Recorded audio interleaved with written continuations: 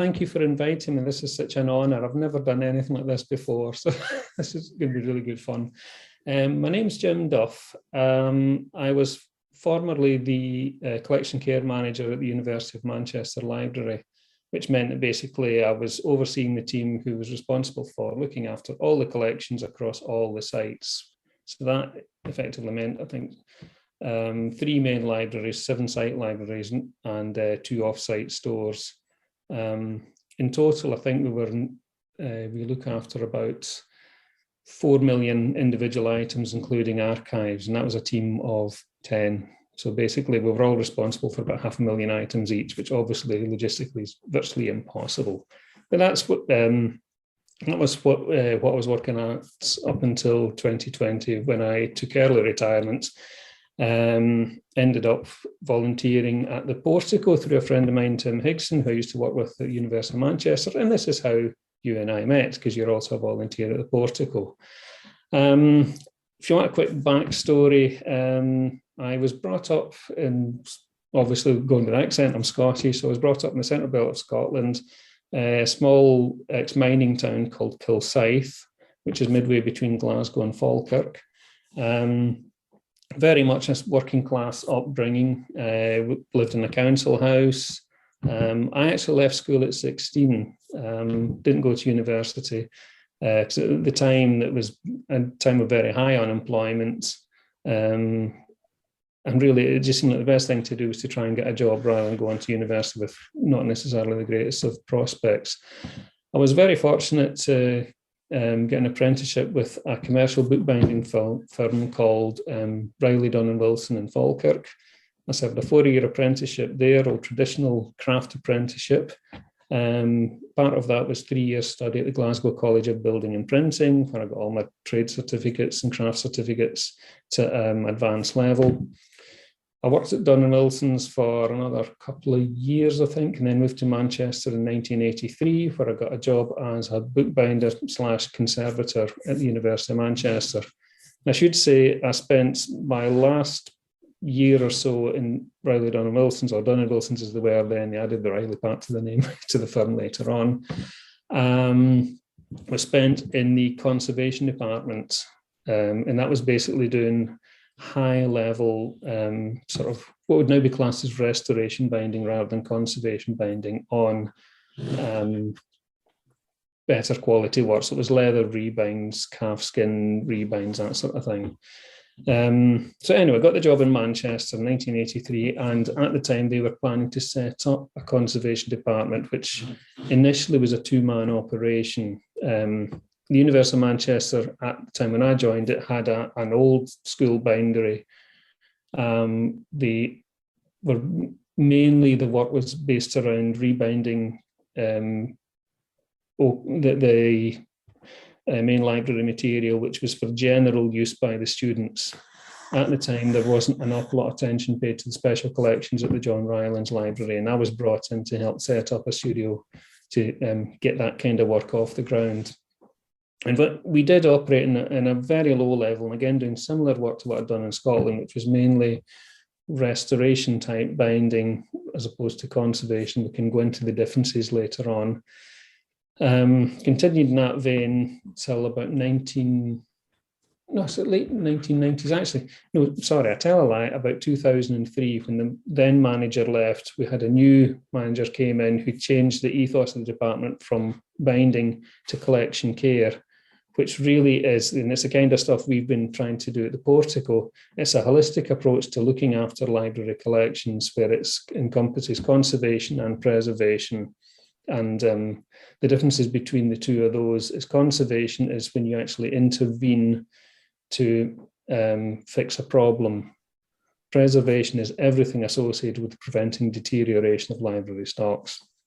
But eventually, after a few years working in conservation, I became conservation team leader. So I was based in a new studio at the John Rylands at Deansgate, which was built as part of the refurbishments.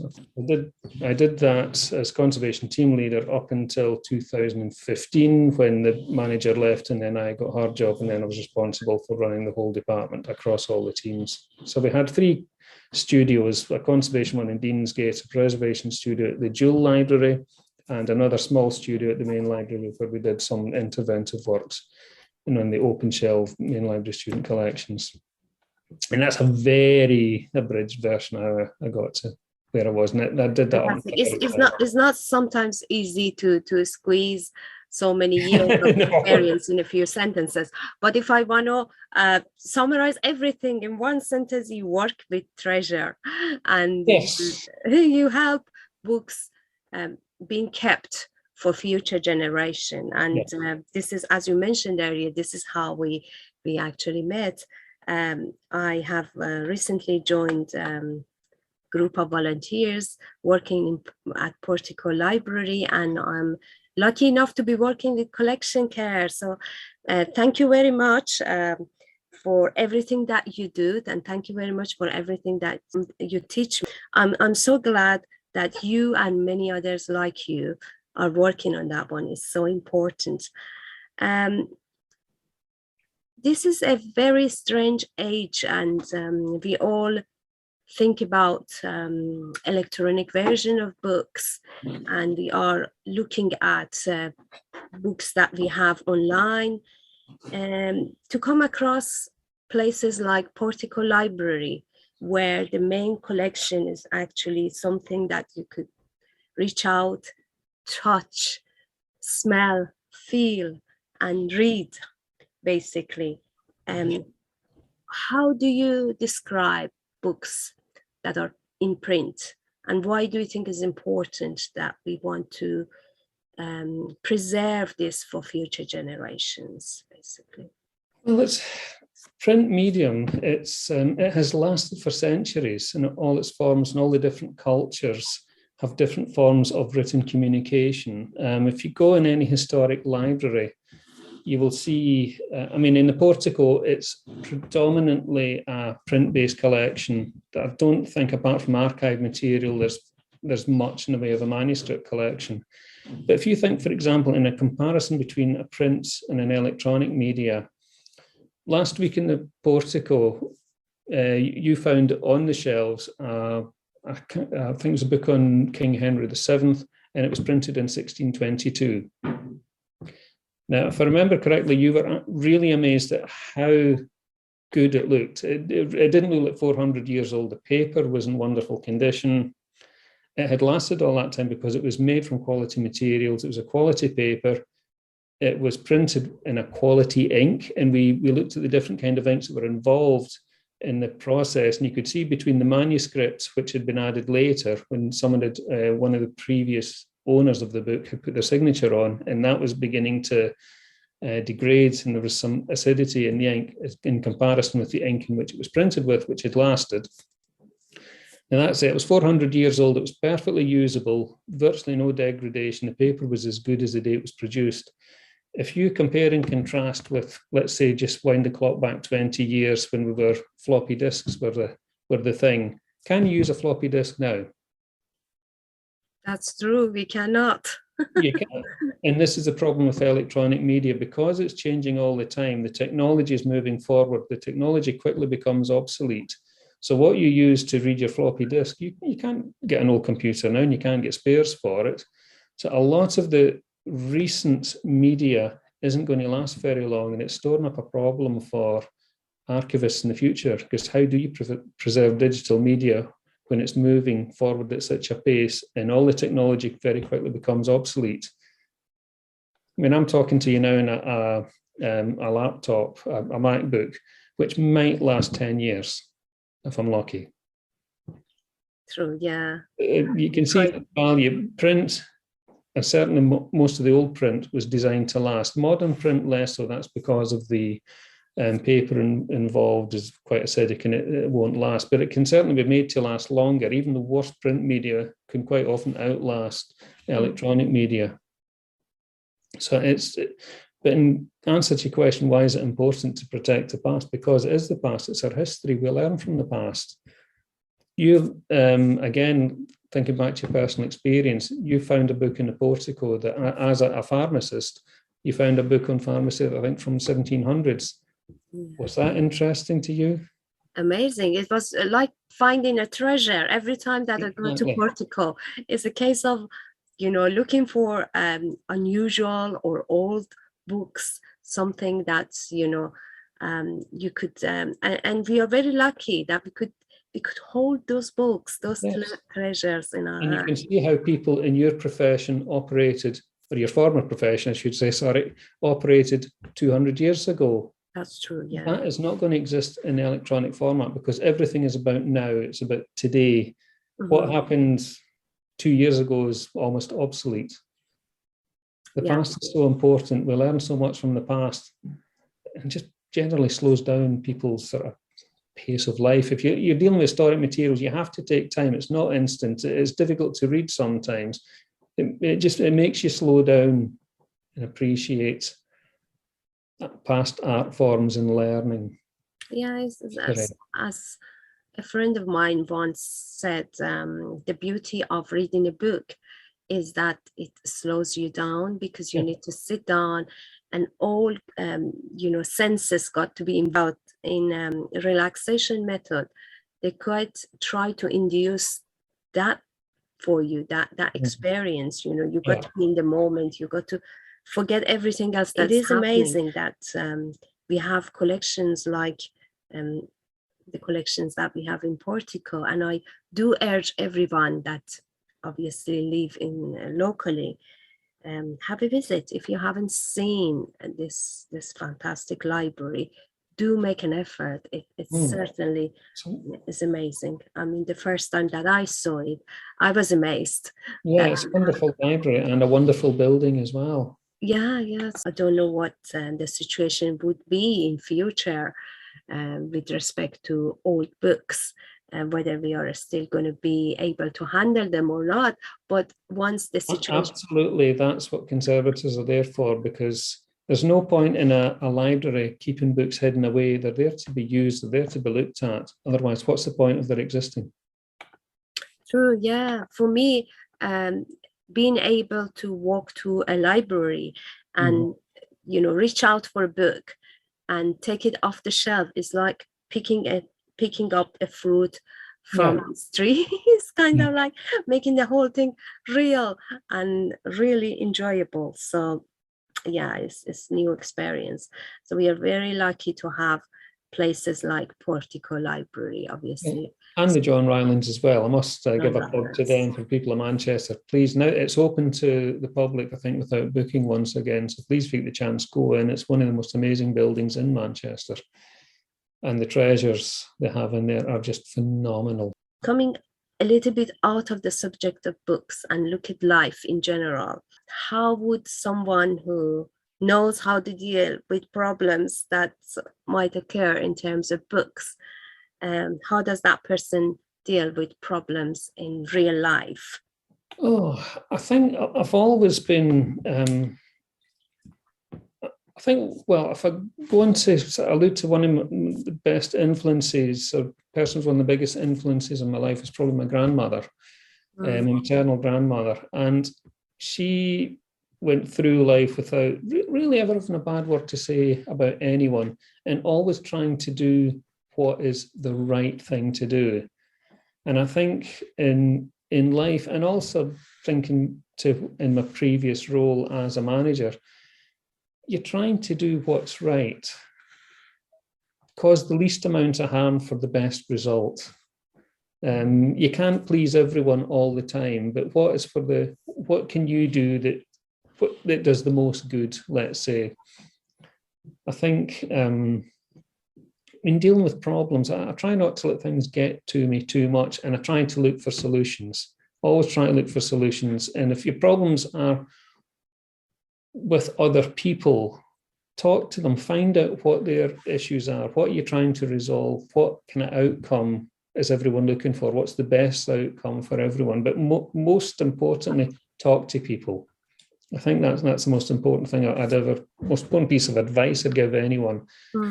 Talk to everyone around you, find out what their motivations are, what are they trying to achieve. Can you help them? Can they help you? Let them understand your issues. That way, that's how you reach accommodations, and that's how people work together, by talking, and most importantly, listening. Listening to what someone else has got to say. You can always learn something from other people. Even if you don't agree with them, you'll learn where they're coming from and what motivates others to do the things that they're doing and how they've arrived at whatever conclusions they have or prejudices or anything. But talk and listen. Yeah, good advice there. Yeah, we all make assumptions. Yeah. About things, and it's by talking, as you nice said. to make assumptions. You have to try to understand everyone around you. And I've always found one of the nicest things about working in, certainly when I worked in Manchester University, meeting so many people. I mean, the team that I managed, we had people in the team that are basically from a really diverse mixture of backgrounds from all over. Some of the conservators worked in sort of originally from Europe, so if it's French, Italian colleagues, Singaporean, American, India, all over the world. And I find talking to people, one of the things I've found, everyone's basically the same. Everyone wants to try to do the best they can. Doesn't matter whatever your background, whatever culture you're from, everyone wants to try and do the right thing and do what's best. And I think a little bit more talking to people makes you realize we're really all the same. We're all human beings. We all face the same issues and we all want the best things. We want to try to look after our families. We want to do the best for those around us, to take care of people. And I think that's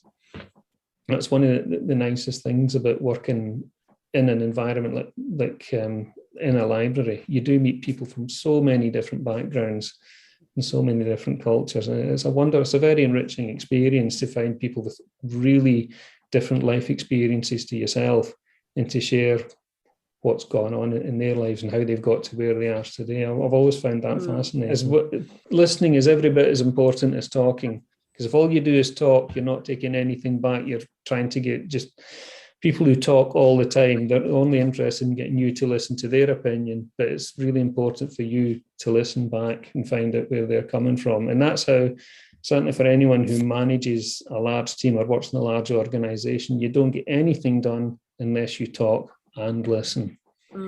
Yeah, it's like a two-way street, isn't it? Absolutely. Fantastic. Yeah, thank you very much. And let's move to the next subject that we want to talk about, books. Not that we've been talking about something else, but it's interesting to know someone who's in his career is always surrounded by books.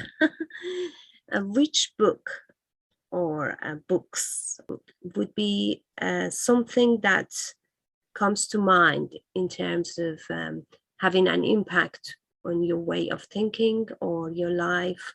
Apart from when I was reading as part of my ongoing education, so obviously I did leave school at 16, didn't go to university, but ended up working in an academic environment. So I've always had ongoing career professional development. So I was reading for professional development, but that was always born out of necessity almost, although I was really interested in the job. For pleasure, I tend to read, probably my favourite author would be a Scottish author, now sadly passed on, called Ian Banks, who's the reason I enjoyed his work so much, and I haven't read everything he's written yet, I'm still working my way through them, is such a diverse range of topics and styles in his writing. It really was, I think, he must be one of the best authors, certainly in the UK of the 20th century. I couldn't say which Ian Banks book I would recommend to people, because they're all sorts of different styles. He literally does something different every time, but it's always underpinned, his material's underpinned with a really base humanity, very dark sense of humour as well, and which is a very Scottish thing, I have to say. We have a very bleak kind of gallows sense of humour, which not everyone understands, unfortunately. But it comes through in his books very much so. His sense of humanity, he was a great socialist as well. So he was a great believer in his fellow man. And I just thoroughly recommend Ian Banks generally. if I'd say recommend one book to start off to your watchers, listeners, I would say probably there's a novel called The Bridge, which is very complex, but very worthwhile. Okay. I've written the name. Oh, fantastic. It's Ian with an I-A-I-N, which is the Scottish spelling of Ian. Oh. Banks, Banks. Okay. Check out the work of Ian Banks, for sure. Thank you. Thanks very much. You mentioned Scotland a couple of times. Are you missing Scotland? Yes, very much so. I mean, I've been in Manchester since 1983, as I think I mentioned before. I do go home. I still have my mother still lives in Scotland, so I try to get home as much as possible. Obviously not quite so much in recent times because of the COVID restrictions. But yeah, I do miss Scotland. I miss the people, the humour, the fresh air, as much as anything. The countryside. It is a very different environment to living in England, even though the two countries are side by side. It's a very different mentality, and anyone who's ever spent a lot of time in England and gone to Scotland will know the difference in the people. Yeah, I have traveled a few times, but one thing I really want to do at some stage, I take photographs, and I would love to go to Highlands and take my camera out and start photographing it. I thought about it a good few years ago, but every time something came up, and I've always had an excuse not to do what I wanted to do. And if anything has taught me the past couple of years is that, to grab the moment while you can, taking photographs of Highlands is one thing that I want to do once all the restrictions are lifted and it's easier to travel around. Traveling is something that I'm missing. One of the things that I'm missing. It's funny you mention that, because traveling and touring the Highlands, taking photographs, is also one of the things that's on my to-do list, or my bucket list, if you were. So I haven't really explored the Highlands at all, coming from the lowlands myself. It's the one part of the country I never really explored. So I'm totally with you in that one. Yeah, good. Maybe we could arrange a tour. Arrange a tour, yes. You don't always have to travel far to find wonderful things. That's true, yeah. And sometimes we overlook what is close by. Yeah, and during the lockdown, particularly the first lockdown that we had, we discovered quite a lot of greenery around within 5-10 minutes. Even from where you are, I think in South Manchester, if you go to, I don't know if you've been to the Lake District, how beautiful it is there. If you go a little bit further afield, again, I'm selling Scotland. If you just go over the border, basically, and turn left and head into Dumfries and Galloway, it's absolutely wonderful. There's lovely beaches, great foods, little fishing villages. There's no one there. Dark skies, so you can properly see the constellations on a clear night. They're just magical things, maybe even within 2 hours drive of Manchester. Something to look forward to. Make the most of what you've got around you. Go out and enjoy yourselves when you can. There's lots of there's great cultural things in and around Manchester. There's beautiful countryside around Manchester. Just go a little bit further afield, find out what's going on locally, and just appreciate what you've got around you. So thank you very much for accepting our invitation and being with us. Pleasure.